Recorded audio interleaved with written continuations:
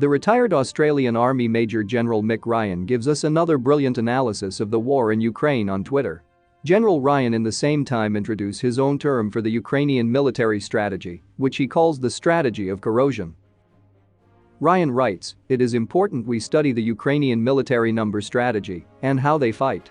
It offers important insights for the modernization of Western military forces, many of whom remain mired in an intellectual quicksand of Cold War and coin doctrines."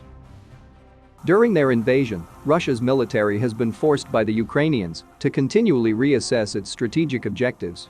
Russia has downgraded their political goals for Ukraine and the strategy for achieving them. The Ukrainians have fought and subverted Russian strategy. While political objectives shape how war is conducted and what battles are fought, so too do battles reshape political objectives. It has been the Ukrainian military strategy, implemented with courage and discipline, that has driven this. The Ukrainians have achieved this through the adoption of a simple military strategy, corrosion. The Ukrainian approach has embraced the corrosion of the Russian physical, moral, and intellectual capacity to fight in Ukraine and in the global information environment.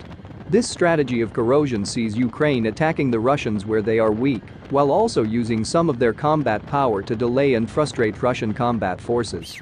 It extends beyond tactics and operations, as I noted before, it also attacks Russian military strategy.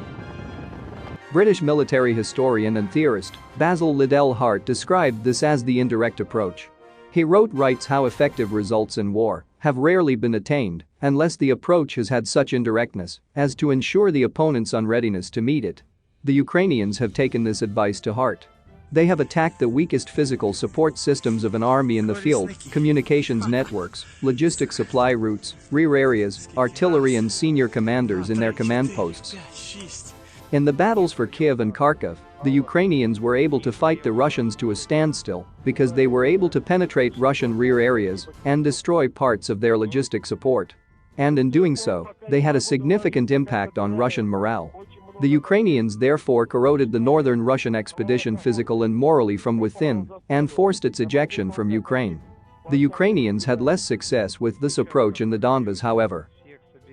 Due to the alignment of the front line and the concentration of most Russian offensive capacity, the Ukrainians were drawn into an attrition fight there for many weeks.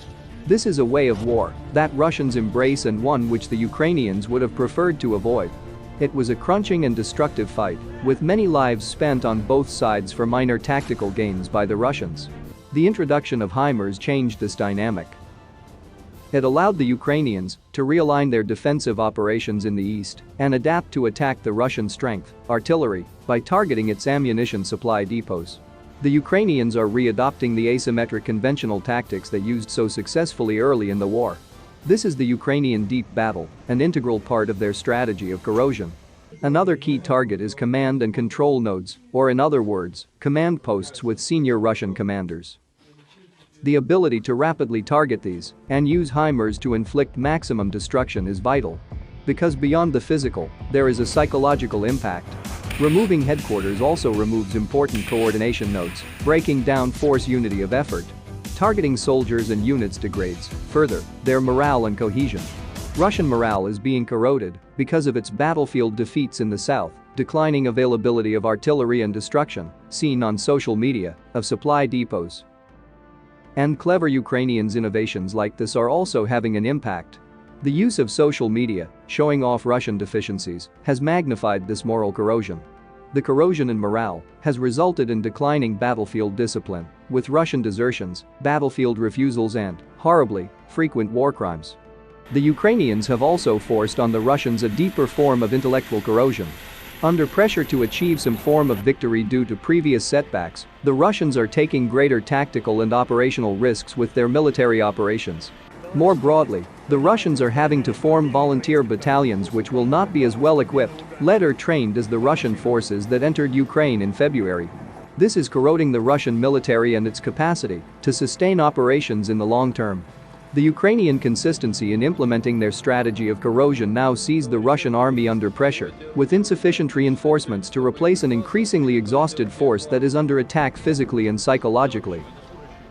Strategically, the Ukrainians are corroding Russia's international standing with their global influence operations.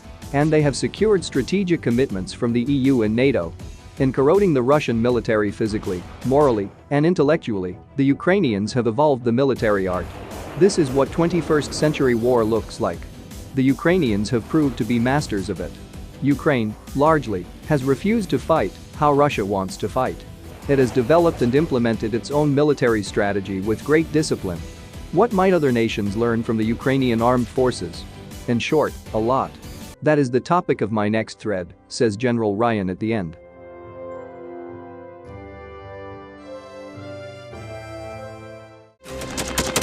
Thanks for watching, and don't forget to subscribe.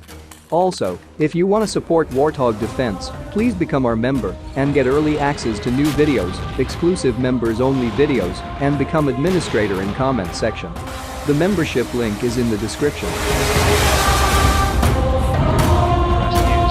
every day. We had a guy last week, it's 6 rescues in 6 days. You know, he's doing the job every day.